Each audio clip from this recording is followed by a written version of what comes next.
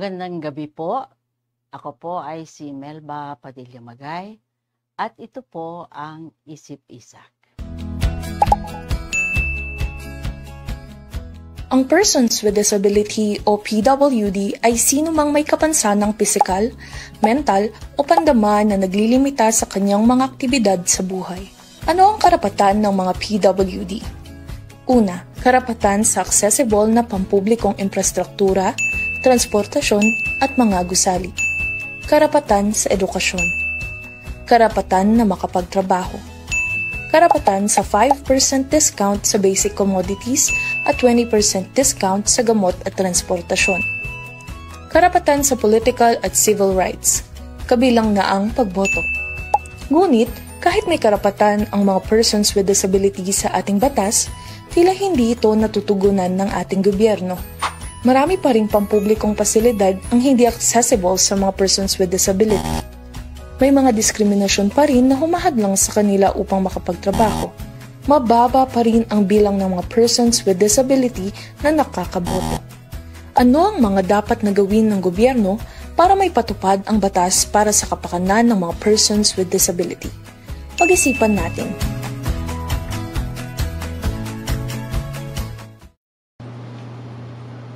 Tapos na po ang filing ng COC o Certificate of Candidacy. 183 ang mga nag-a-apply na maging senador. Ngunit isang dosena lang po ang pipiliin natin.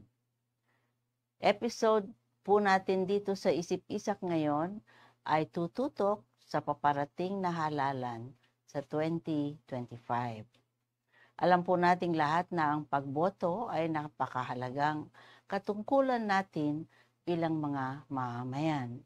Tandaan po natin na bahagi tayo ng paghubog sa Pilipinas na pinapangarap natin.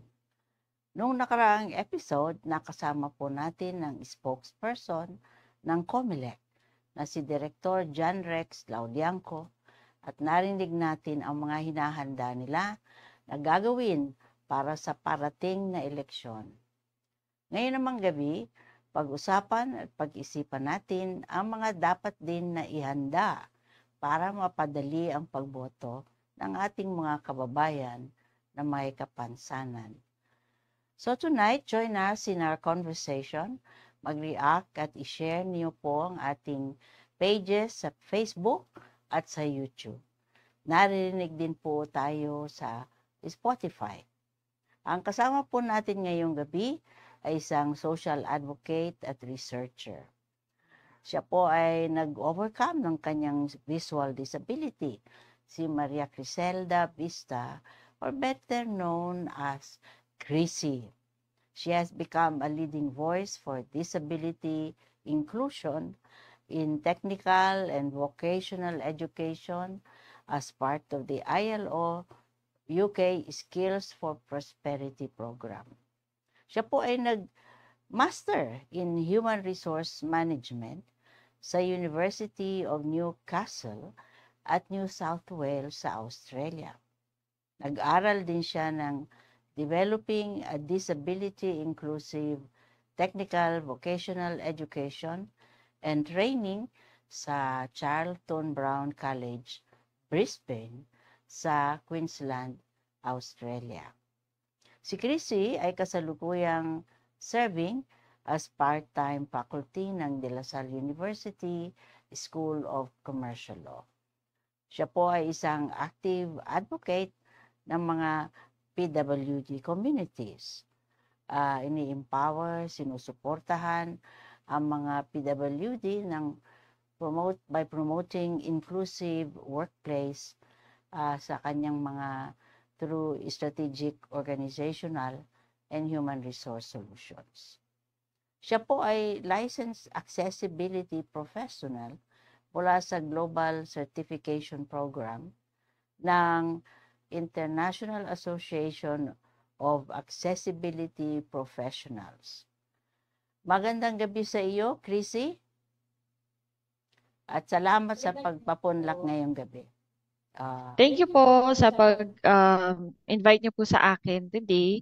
And magandang gabi po, Dr. Magay. At sa lahat po na nakikinig. Simulan po natin ang ating discussion. Meron tayong mahigit na 2 milyon na people with disability sa bansa. Pero halos 500,000 lang ang registered na PWD voter sa COMELEC. At nung huling eleksyon, mahigit 200,000 na persons with disability ang nakaboto. Chrissy, sa iyong palagay, anong dapat gawin ng COMELEC para hindi ma-disenfranchise ang ating mga kababayan na may mga kapansanan? Sa palagay ko po, alam ko naman po, no, to be fair with COMELEC, meron po talaga silang mga inisyatibo na ginagawa na mula nung nagsimula po yung accessible polling places for persons with disabilities hanggang ngayon. Siguro po, mas maganda pong ma-share din na mas maganda pong ma-improve yung proseso po ng COMELEC sa pagre-rehistro ng persons with disabilities bilang isang botante at hindi lang po dun sa pagre-rehistro, maging sa actual day ng elections din po. Maganda din po sana na ma-improve din po natin yung proseso ng kanilang pagboto. Kasi po, halimbawa po, yung mga kasamahan natin na deaf o yung mga taong hindi nakakarinig, kailangan din po kasi meron pong at least marunong mag-basic sign language or at least makapag-provide po ng sign language interpreter para mas maging smooth po yung kanyang pagre-rehistro. Kasi, um, kumbaga, ah, mas magiging madali po sa kanila maunawaan minsan yung proseso kapag nandyan po yung sign language interpreter, no? Or at least kung meron pong marunong mag-sign sa mga taong assigned po, no, kung saan nagre-rehistro ang isang botante. At ito rin po ay ascribe o sinasabi din po ng FSLO na dapat sa lahat ng government transactions ay meron po dapat na sign language interpreter o ginagamit ang sign language interpreting bilang lengguwahe sa pakikipag-ugnayan sa ating mga kapatid na hindi makarinig. Sa mga forms naman po, no, yung mga printed forms sa pagre-rehistro, sana po meron po ito sanang equivalent o katumbas na accessible format para po sa mga taong may visual disability. Gawa nga po ng hindi naman po mababasa yung printed copies. Ganon din po sa ating mga senior citizens na maaring nakararanas na po ng paglabo ng paningin, makakatulong din po sa kanila yung tinatawag na alternative formats. No? Sa rehistro pa lamang po ito, no? At opo. Ngayon naman natapos na yung registration period. Ano yung mga proseso na sinasuggest ninyo ngayon bukod sa pagkakaroon ng sign language na interpreter? O kaya yung paano yung balot, no? Mhm. Para pwedeng accessible din ito sa mga visually impaired. Opo. Actually, dapat po accessible po siya dahil isa po sa mga sections na nasa Republic Act 10366 o yung accessible polling places, kasama po ito sa mga nabanggit na provision na dapat po ay nakakapag-provide po ang COMELEC ng accessible formats. Dahil binanggit po dito yung tinatawag na universal design. So, kailangan po ang disenyo ng mga proseso ay nakaakma po or naaakma sa person with disability kung ano man po yung nararapat sa kanyang sitwasyon. Halimbawa po, yung sa balot. Kung ako po ay magbabatay sa aking karanasan, no, sa napakaraming taon na rin po na ako nakilahok sa eleksyon, wala pa po akong personal na naranasan na kung saan yung balot po ay accessible sa akin. No? Simula po nung wala po. Wala po. So, Opo. paano ka bumoto? Meron po kasing provision din po ang batas na maari pong ma-assist kami ng tinatawag na trusted person o taong pinagkakatiwalaan. So, okay naman po yun. No? Malaking tulong po yun na yung tinatawag na trusted person ay makakatulong sa amin. Pero syempre po, yun po ay pamamaraan din para ma-ensure or masiguro na hindi po made-deny yung rights namin to vote. Pero syempre, ang mas ideal pong sitwasyon ay meron po talagang accessible ballots, accessible formats, maging yung mga tinatawag nating cheat sheets o yung binabasa po natin, yung mga baon nating mga parang listahan ng kung sino po yung mga ah, iboboto po natin. Di ba po, bukod sa balot, binibigyan po tayo ng kopya kung sino po yung mga taong iboboto po natin sa bawat posisyon. Dapat din po, pati yun, mayroon po tayong sinasabing accessible format. Hindi, opo. So, depende po yun talaga sa sitwasyon ng person with disability. Um, meron nga rin po akong nahagip no sa aking mga pagbabasa din na sa ibang bansa nga po na may isang person with disability na gumagamit ng isang teknolohiya na tinatawag na speech to text, no? Yung kanyang sinasabi, yung voice niya, yung boto niya ay malilipat sa text. So, hindi po kagandahan ng kanyang experience dahil pinagboto po siya sa loob ng isang banyo. No? Sa loob po siya sa loob po siya ng banyo. Kumbaga yun po ang naging presinto niya. Doon po siya inilagay ng mga election officers. Nakakalungkot po yun dahil parang nawalan po ng dignidad yung person with disability sa kanyang pagboto. Naiintindihan po natin na kailangan din po ng tinatawag na privacy. Siyempre po, lahat po tayo, may kapansanan o wala, gusto po natin na yung ating boto ay sagrado at hindi, kumaga, private siya sa mga nakapaligid sa atin. Subalit, hindi naman po siguro tama na ilagay po siya sa loob ng banyo, no? At doon niya po gawin ang kanyang pagboto. Um, at hindi po natin ito gustong mangyari sa sarili nating bansa sa panahon ng eleksyon. Kaya po nababanggit ko po kanina na andyan naman po ang batas. Ang kailangan po talaga natin ayusin yung mga detalye po ng proseso. Yung proseso po talaga. Kasi yung batas po, nandyan na po siya, ma'am eh. Palaging gano'n, ano? May batas, pero yung kanyang actual na implementation, Opo. walang preparation para maging accessible talaga. Ngayon Opo. naman, halos 10% lang daw ng total na mga kapatid na mayroong kapansanan sa ating bansa ang bumoto nung nakaraang eleksyon. Sa palagay mo, bakit mababa ang turnout ng mga voters, no, na may kapansanan? Paano natin maengganyo ang ating mga kababayan na may kapansanan na magkaroon ng access at makilahok sa eleksyon para kasama talaga sila sa bilang?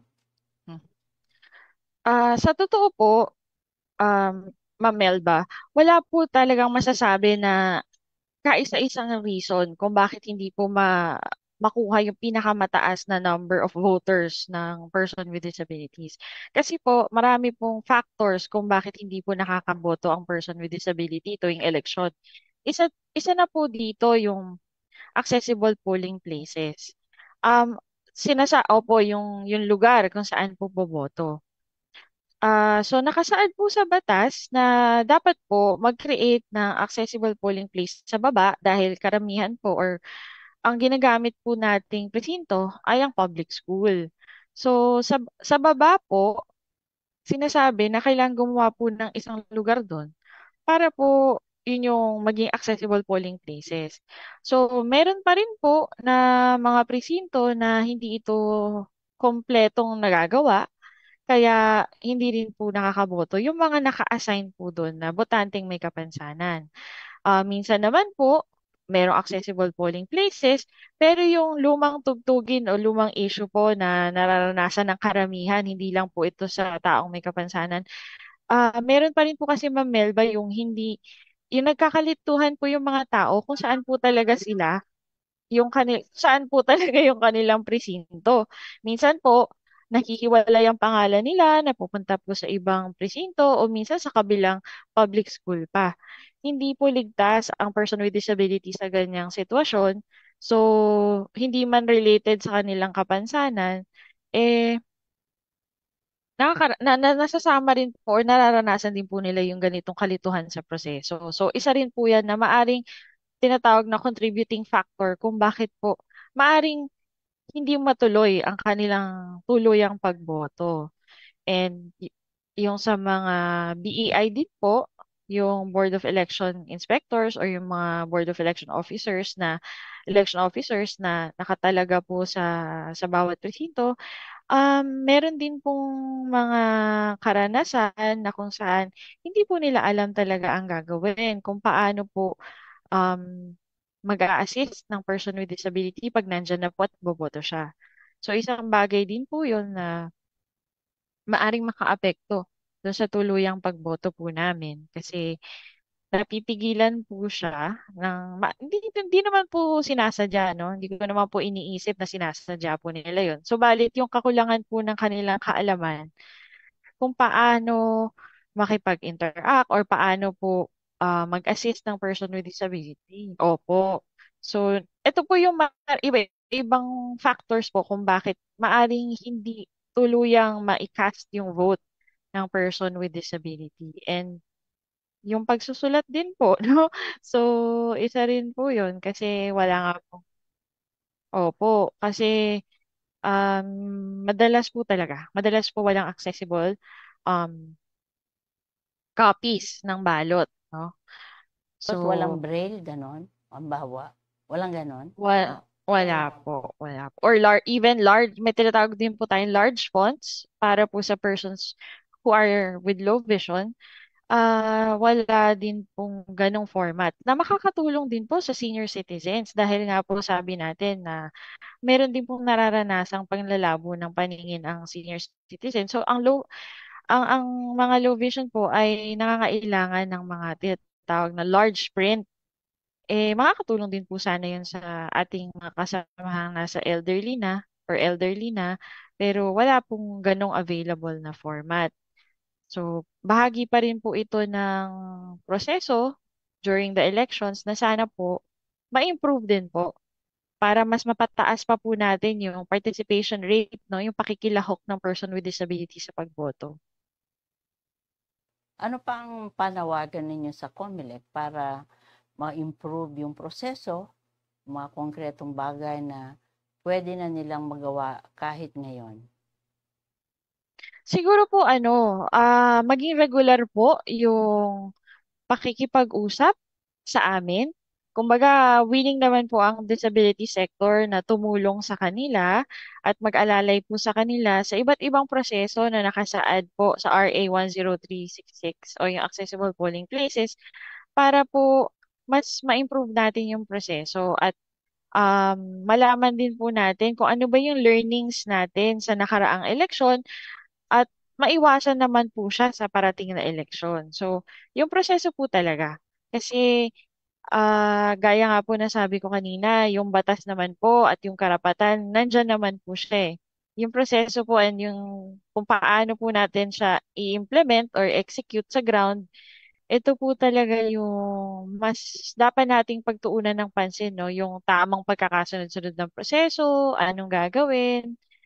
Kasi halimbawa po, Ma'am Melba, may mga pagkakataon, hindi po lahat, pero may mga pagkakataon na yung balot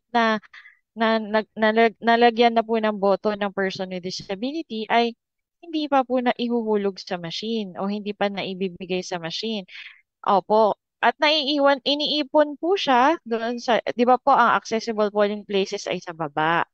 So, iniipon po siya. Lahat po ng bumoboto doon, iniipon po.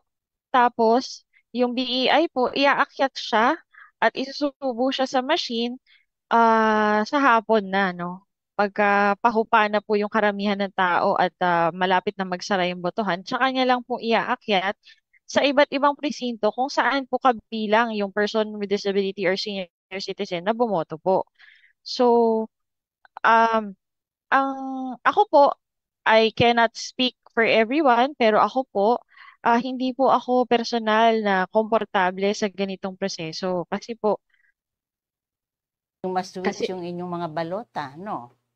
yan po ang pinakakatwiran ko, ma'am. Kasi po, sa mahabang oras, naka-expose po ang iyong balota. At ang laman po ng inyong balota ay nalalaman ng kahit sinong naiintriga kung sino ba binoto nitong taong to? Sino kaya? Kaparehas ko kaya? So, kumbaga, mas prone po siya sa pagsilip-silip ng kung sino-sino tao. Alam naman natin na hindi yun nahahayaan ng BI. Subalit, nandun pa rin po yung posibilidad. And iba rin po kasi, ma'am, yung feeling na kami po mismo ang magkakas ng vote namin sa machine. Na yung kamay po talaga namin opo, kaisa-isa na po yung boto natin, di ba po? Importante po nun, napakasagrado. Kaya hindi natin gugustuhin na kung saan mapunta o ano man ang mangyari dun sa kaisa-isa nating boto. So ang akin po, sana isa sa mga process improvement na pwede po natin gawin ay masiguro na yung person with disability ay talagang siya mismo ang makapagsubo sa machine ng kanyang balota. Pwedeng bigyan ng doon sa ground floor ng mga machine mismo para makapaghulog ng sariling balota ang mga may kapansanan. Hindi ko po sigurado kung may technical concern po sa pagbababa ng mga machine. Hindi ko po yan sigurado. Maaari po tayong mag-verify sa COMELEC kung yan po ay maaring gawin. Pero tama po kayo, no? Yun po ay isang practical na solusyon na magkaroon ng mga machine sa baba. Pero sa limitado ko pong kaalaman, yung mga machine po kasi na naka-station sa bawat presinto sa taas, sa ibang mga floors or classroom, parang naka-program po ata siya kung sino yung mga taong nandun sa presintong yon. So, hindi ko po alam kung sa counting po ba siya magiging technical, kaya po hindi pwedeng ganun na lamang kadali magbaba ng machine. Pero, ah tama po kayo. Sangayon po ako sa inyong practical tip na baka naman pwedeng magbaba. Pero maganda rin po na maitanong po natin sa COMELEC kung meron pong epekto ito sa mga bilangan at sa iba pa pong technical side ng ano po no, pag-iingat sa boto. Pwedeng kailangan meron kayong designated na machine, no? Na para lang sa mga may kapansanan at yun ay nasa ground floor para kita rin ninyo na kayo mismo naglalagay ng balutan nyo. Medyo Opo. mahirap nga yan. Oo, yung tama rin yung discomfort mo dyan. Opo. Ako po yun nga po, sabi ko po kanina personal discomfort ko po yun. So, maari pong may katulad din pong person with disability yung nakakaramdam po ng discomfort na meron po ako. Pero kasi ito po yung lagi kong nararanasan tuwing eleksyon.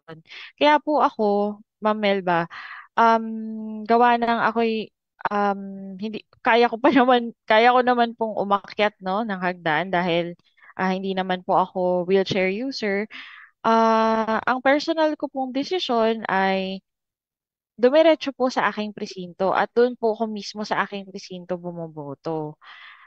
Pero syempre, para po sa mga kapwa ko may kapansanan na hindi maaring piliin yung choice na pinili ko po, syempre, parang kumbaga my heart goes out to them, no, na yung pakiramdam na dapat kami din talaga yung magsubo sa machine ng aming balota. So, yun po yung ina-advocate ko, no? Kasi kung hindi po nila mapipili or magagawa yung choice na pinili ko na sa mismong presinto, bumoto, yung sa actual precinct po talaga, sana po, yun yung mga process improvement na pwede natin magawa doon sa baba, kung saan po naka-station yung accessible polling places. Doon sa ating batas, meron ding provision na sa mga implementing rules na dapat may training ang mga election officers sa Yes po. pag-assist, pagtulong sa ating mga kababayan na may kapansanan. Ano ba sa palagay mo magandang training na dapat gawin nila Even ngayon, ngayon pa man, o kanino o saan grupo sila pwedeng mag-partner sa inyo para magawa yung mga dapat na gawin na proseso. Opo. Tama po kayo ma'am, no? Nakasulat nga po yan sa batas na dapat meron po silang regular na training or regular na tinatawag na disability sensitivity training.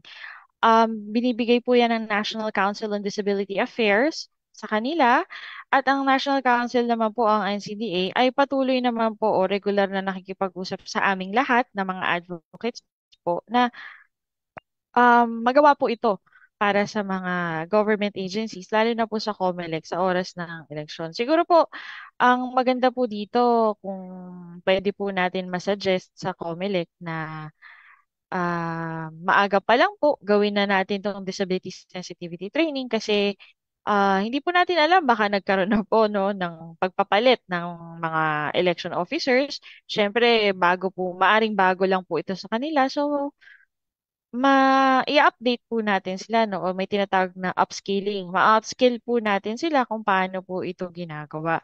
Kaya maganda po siguro na itong training na sinasabi niyo, ma'am, ma-institutionalize po yan ng COMELEC as part of their process, no? Bahagi po ng kanilang palagi. Opo. Yes po, yung palagian nilang proseso na kapag eleksyon, mga few months before, nagtitraining na tayo ng ganito para maihanda yung buong workforce. Kasi alam naman po natin na sobrang busy po sa oras ng botohan. So, naiintindihan po natin kung gaano po talaga sila pagod, tsaka busy. Pero syempre po, ito po yung mga panahon na pwede po natin gawin. Kagaya ngayon, na maaga pa po. So, may oras pa po. Opo, may oras pa po. Nag-uumpisa na nga yung mga kandidato na mangampanya kahit hindi pa dapat Dapat itong mga ganitong proseso inuuna ng gobyerno. Opo. Nagbibigay din ba kayo ng training para sa mga simbahan? Kasi magandang partners yata ang mga simbahan Dahil merong simbahan sa bawat barangay, and I'm sure sa Opo. mga malalapit na mga mga eskwela na pagdadausan ng eleksyon. Opo. Nagte-trainers training ba kayo? Pwede po namin gawin yan, no? Wala po akong, sa limitado ko pong kaalaman, wala po akong alam na may regular na ganitong ginagawa o gawain. Pero bukas na bukas po ang aming sektor, lalo na po ako, no? Dahil ginagawa ko rin po yung mga ganyang gawain. Um, pwede po natin gawin yan. Magsabi lang po kayo sa ating mga viewers po na interested. Pwede po kayo mag-reach out. Opo. Pwede po natin gawin yan kasi malaking tulong din po yan kasi yung mga bantay boto po natin ng mga grupo ay active din naman po sa pag-assist yung mga volunteers. So maganda rin po na sila rin mismo alam din po nila ito dahil nakakasalamuha po namin sila sa oras ng botohan. Sige. So, pwede yan na mag-conduct kayo ng mga trainers training sa mga simbahan, na pwedeng panawagan natin ngayong gabi na mag-partner ang mga Opo. simbahan sa inyo para Opo. matrain ang Opo. mga BEI, kahit yung mga ordinaryong Volunteers botante po. na Opo. ma-assist kayo, na kung sa Opo. sensitive sila, then right then and there, pwede silang magtanong kung pwede ba na ganito ang at hindi dyan sa banyo, o kaya ganito na lang, issue ng privacy, mga ganun. Opo. Kasi pwede mga Opo. citizens lang din yun Kung Opo. meron silang sensitivity training, pwedeng sabihin nila ron sa mga BEI na na gumawa ng ganitong mga hakbang, di ba? Sige, Opo. papaalam Parang namin. bayanihan mo yan. Opo, Oo. parang bayanihan lang po yan na kung alam po ng lahat, siguro po, mapapataas po talaga natin yung tinatawag na pakikilahok or participation rate ng persons with disabilities po sa oras ng botohan po. Oo. Pero sa batas, hindi ba may provision din na merong kasama kayo eh, di ba? Meron kayong assistance pagka Opo, kayo ay bumoboto? opo. Ganon. Yes po, allowed. Opo, allowed naman po yun. Allowed Oo, po yun ng yung batas at ina-allow din po yun ng COMELEC. At ito rin naman po yung mga magagandang bagay na gusto ko rin po ibahagi sa inyo na ah, nangyayari naman po siya. So, napapayagan po yung mga tinatawag naming trusted persons na ma-assist din po kami sa oras ng botohan. Kaya nga po, na-mention ko po kanina na merong mga bahagi ng proseso po yung dapat improve kasi meron naman pong ginagawa yung COMELEC. At isa na nga po ito, no, yung pagpapatupad ng provision na yon na allowed po yung trusted person to assist the voter with disability. na nagagawa na rin ano kahit papaano. I see. Ngayon, meron ka bang mga mungkahi paano ang mga simbahan ay makakatulong no para sa kampanya o advocacy ninyo para hindi kayo patuloy na ma-disenfranchise tuwing eleksyon. Anong pwedeng anong mga mungkahi ninyo na pwedeng gawin ng simbahan?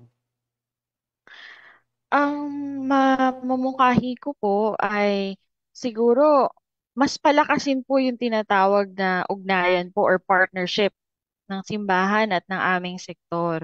Kasi po, kung malakas po yung aming partnership or ugnayan, makakagawa po kami ng maraming maraming training, marami po kami mabibigyan ng disability sensitivity training. Tapos po, yung mga kasamahan po sa simbahan na mag-volunteer po sa eleksyon or sa kahit hindi po sa eleksyon, sa iba pang gawain na sibil o sa mga gawain sa community, makakatulong din po kami sa kanila at sila sa amin. So, yun po yung pinakauna ko pong mungkahi, yung palakasin yung tinatawag na partnership or ugnayan. Kasi gusto po namin silang maging katuwang po sa pagtulong din sa buong komunidad o sa lipunan na ipaintindi po sa kanila yung tinatawag na disability inclusion sa community, yung pag-integrate ng persons with disability or ma-mainstream kami sa lipunan. So, doon po magsisimula yun. So, wala po ako masyadong maraming mungkahi, pero ang gusto ko po ay talagang mapalakas yung partnership dahil dito po magsisimula yung maraming proyekto na makakatulong sa amin at saka sa community po.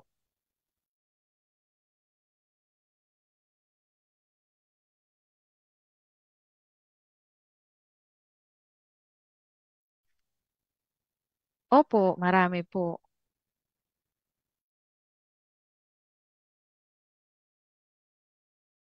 Kaya kayo makokontak kung sakasakali?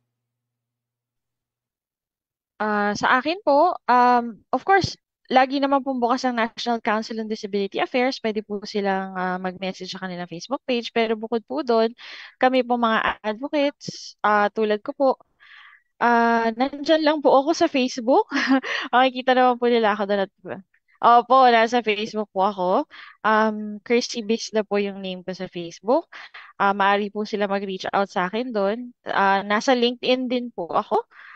Sa LinkedIn ko po LinkedIn, yung professional network po. Ang pangalan ko po doon ay Maria Criselda Bisda, yung full name ko po talaga. Maaari rin po sila mag-reach out doon. At dito po, sa programa niyo po, since nag-guest po ako dito, baka kunyari po kung madali po sa kanila na sa inyo mag-reach out, kilala naman po natin yung mga kasama niyo sa programa. So, maitutuloy po tayo sa mga Oo. magtatanong po. Yung mga gustong tumulong, maring dito na rin mismo sa Isip-Isak, no? Opo, pwede Para rin po. oo, tapos i-relay lang sa inyo yung dapat Opo, gawin. Oo. May si iba Miss ka May. oo. May Oo. iba ka pa bang panawagan para sa ating mga kababayan ngayong gabi? Um, Ito po, lagi ko naman pong sinasabi sa lahat ng mga guestings ko po or sa mga kinokondak ko na training na lagi po nating isipin na importante po yung sinasabing no one is left behind or no one should be left behind. And importante po din dito yung maunawaan po natin na yung persons with disabilities, kami po, no, na taong may mga kapansanan, ay halos wala naman pong pinagkaiba sa inyo. So, gusto ko po laging ipaalala na tulungan niyo po kami na mas ma-integrate pa or ma-include sa sinasabing lipunan o community kasi nga po, kung ano po yung naa-access ninyo ng mga resources o di kaya oportunidad, gusto rin po namin yon at gusto rin po namin na maging maayos yung aming pag-access sa mga programa ng gobyerno at makuha din namin yung rights namin, no? Maklaim yung rights namin. Kasi katulad ninyo, wala naman po tayong pinagkaiba sa ating rights. Nagkakaiba lang po tayo sa karanasan. So, yun nga po. Yun yung pinag-uusapan namin ni Ma'am Melba kanina pa. Ano ba yung karanasan namin tuwing election? So, ito po yun. Parehas po tayo may karapatang boto, pero ang pinagkaiba po natin ay karanasan. So, gusto po namin maging pleasant na po yung aming karanasan at hindi po palaging unpleasant. At matutupad lang po yun kung magiging kasama po namin kayo sa tinatawag na inklusyon, no? Yung hindi pag-iwan sa kahit sino mang citizen o sa kahit sino mang Pilipino. Na lahat po tayo ay kabahagi ng bansa, kabahagi ng bawat programa ng gobyerno. So, yun po, lagi lang po natin tandaan yung inclusion, no? Integration na lagi po kaming kasama dahil citizens din po kami ng bansang ito. Nasa consciousness dapat yun, ano? Kagaya nung yung mga na balita na mahirap Opo. tumawid dahil nawalang elevator, tapos kailangang dalhin yung isang Opo. tao na may kapansanan, ano, na malaking issue na lumabas. Opo. Maganda yung ano sa atin, ano, na dapat nasa consciousness talaga natin yung inclusion na sinasabi ni Chrissy. May ginawa kaming instructional material din tungkol sa Magna Carta ng Persons with Disability. Ito ay para sa eleksyon. Panoorin po muna natin ito. Mahigit na kalahating milyon na may kapansanan sa Pilipinas ang nahihirapan na bumoto. Maraming hadlang kung bakit hindi madaling makaboto ang mga taong may kapansanan. Section 3, karapatang makilahok sa proseso ng halalan. Dapat siguraduhin ng Estado na lahat ng may kapansanan at mga senior citizens ay makakapagparehistro at makakaboto sa eleksyon ng walang diskriminasyon. Dapat ay may sistema at pamamaraan sa mga polling places para makaboto ng maayos ang mga may kapansanan. Section 4. Tungkulin ng komisyon. Tungkulin ng COMELEC na makipag-ugnayan sa mga ahensya ng pamahalaan at mga civil society organizations upang makapagbigay ng angkop na tulong sa mga may kapansanan at sa mga senior citizens. Section 5. Talaan ng mga PWD at senior citizens. Dapat ay may updated na listahan ng COMELEC ng mga botanteng may kapansanan at mga senior citizens, kasama ang detalye ng kanilang kapansanan at tulong na kanilang kinakailangan. Section 7. Tulong sa pag-fill up ng application form. Ang mga senior citizen at mga may kapansanan na hindi makakakumpleto ng kanilang voters registration form dahil sa kakulangan ng kakayahan ay maaaring tulungan ng isang opisyal ng halalan, isang kamag-anak o isang pinagkakatiwalang tao na kasama nito sa bahay. Section 8. Satellite at Special Registration. Ang COMELEC ay dapat na may mga satellite at special registration na lugar na madaling mapuntahan ng mga may kapansanan at mga senior citizens. Section 9. Paglikha ng espesyal na presinto. Dapat na magtalaga ng mga espesyal na lugar sa bawat polling center para sa mga taong may kapansanan at sa mga senior citizens. Ang mga lugar na ito ay dapat na may mga kagamitan na kakailanganin at dapat na may mga eksperto na makakatulong sa mga botante ng nasabing sektor. Section 10. Disenyo ng balota. Dapat tiyakin ng COMELEC na ang mga balota ay akma sa pangangailangan ng mga nakakatanda at mga may kapansanan upang makasagot sila sa balota. Section 11. Tulong sa pagpuno ng balota. Kung mahirapang sumagot sa balota ang isang matanda o ang taong may kapansanan, maaari siyang tulungan ng isang kamag-anak o ng pinagkakatiwalang kasama sa bahay o ng miyembro ng BEI. Section 12. Sensitivity Training Program. Dapat ay may programa at training ang COMELEC para sa mga tauhan ng halalan na makakatugon sa mga pangangailangan ng mga matatanda at mga taong may kapansanan. Section 13. Mga impormasyon sa halalan. Ang mga impormasyon tungkol sa halalan ay dapat madaling maunawaan at naaangkop para sa mga matatanda at mga taong may kapansanan. Republic Act No. 10366. Pag-isipan natin.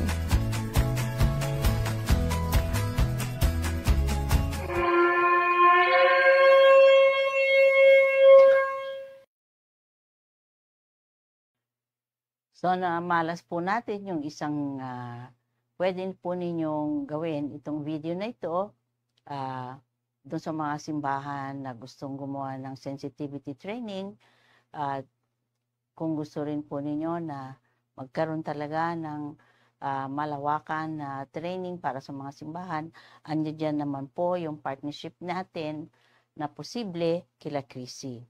Ngayon naman po, maganda na pagbulay-bulayan natin kung ano yung ibig sabihin na tayo ay conscious, no? Sensitive tayo sa mga tao na maaaring will be left behind. Sa scripture, maliwanag po doon sa mga prophetic writings na dapat institutionalized yung ganitong sensitivity, halimbawa, may mga tao nung panahon na yon sa Old Testament na palaging concern na magkaroon sila ng mga safety nets, kagaya ng the poor, the widow, the orphan, at saka yung sojourner. So, makikita po natin dito na kailangan nasa ating front and center, no? Yung sino yung mga nasa margins, sino yung mga left behind, sino yung mga kailangang tulungan para magkaroon ng kanilang exercise ng tunay na karapatan. Dahil sa scripture po, maliwanag na yung mga tao na merong kapangyarihan. Bawa dun sa Proverbs 31, yung sinasabi na king, na kailangan he has at front and center niya yung defense ng those who are poor and needy at saka yung mga walang boses. So siguro, dapat nasa isip din natin, tayo na walang mga kapansanan, may kapangyarihan na makita ang mga bagay, hindi natin kailangan mag-wheelchair, hindi kailangan na tayo ay merong assistance para may marinig tayo. Power po yan yung mga senses natin, kung normal, power yan Dapat yung power na yan gagamitin para rin sa mga kababayan natin na merong kapansanan o merong limitation dun sa kanilang mga senses. At ito po yung tinatawag na sensitivity training. Siguro hindi lamang po para sa mga Board of Election Inspectors o dun sa mga nangangasiwa sa COMELEC, kundi lahat po tayo. Dahil nasa center ng ating faith na maging sensitive, doon sa mga nasa margins, doon sa mga kailangan ng tulong at kailangan ng kapangyarihan in the service of those who are powerless. Kaya siguro po dapat din isipin natin paano tayo hindi lamang sa eleksyon kundi sa araw-araw na buhay. Paano tayo magiging very sensitive doon sa mga kailangan ng tulong para lahat po tayo sama-sama at sabi nga ni Chrissy, so that no one is left behind. Magandang maisip din na pag tayo ay tumutulong sa ating mga kababayan na may kapansanan, sa totoo lang tulong din yun sa lahat. Lalo na po sa mga senior, kagaya ko, ako pa ay nasa 70s na, At naiisip ko, ganito pala ang ibig sabihin ng katandaan. May mga limitations ka na siguro yung ating mga kababayan na may kapansanan, palaging conscious sila ng limitation nila. Yung mga matatanda na kagaya ko, na increasingly nagkakaroon na rin kami ng sense ng aming mga limitasyon, ano? And I think whatever we do sa ating mga kababayan na merong disability, siguro ano man ang gawin natin ng mga para sa kanila, ay para rin sa mga senior at para rin sa iba pang mamamayan. Siguro tandaan natin to, yung panawagan sa sensitivity at panawagan so that no one is left behind. So maraming salamat uli kay Chrissy sa mga sinabi niya at payo para sa atin at sa pagpapaunlak sa Isip-Isak ngayong gabi. At salamat din po sa mga partners natin sa Isip-Isak at sa inyong patuloy na pagtangkilik, pagsubaybay sa ating mga adhikain para sa ikabubuti ng ating bayan at ikalalalim ng ating pananampalataya. Samahan din niyo po ulit kami sa susunod na episode ng Isip-Isak sa October 24. Huwebes din po, alas 7 ng gabi ang live natin. Sa susunod na Huwebes naman po ay inaanyayahan din namin kayo na pakinggan ang tinig ng ating mga kabataan. Ngayon narinig po natin ang tinig ng ating mga kapatid na may kapansanan. Ngayon ay pakikinggan naman natin ang mga kabataan. Meron po kaming Letter C. Ito po ay para sa mga Gen Z. Kaya tawag nila Letter C. Yan ang Gen Z zooming in. Patuloy po natin palaganapin ang mabuting pag-iisip at itaguyod ang mabuti sa kulturang Pilipino. Please share our episode tonight. At kung na-miss nyo po ang previous episodes, bisitahin lang po ang aming FB page at YouTube channel na Isip-Isak. Magkita-kita po muli tayo sa susunod na episode ng Isip-Isak. Ini-invite din po namin kayo na patuloy na mag-isip, makialam para sa kabubuti ng bayang Pilipinas. Sapagkat atin ito. Magandang gabi po at pagpalain po kayo. Ako